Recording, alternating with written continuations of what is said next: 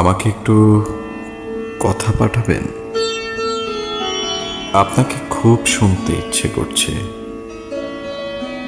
ভালোবাসি পাঠাতে হবে না, ভালো তো বাসেনি না, সেটা আমি জানি, টের পাই। ভালো যে বাসেন না সেটাই বলে পাঠান। আমাকে অপছন্দ আপনার এইটুকু বলে পাঠান, তবু একটু কথা পাঠান প্লিজ। আমার না আপনাকে খুব শুনতে ইচ্ছে করছে, খুব মানে খুব, ভীষণ ভীষণের মতো।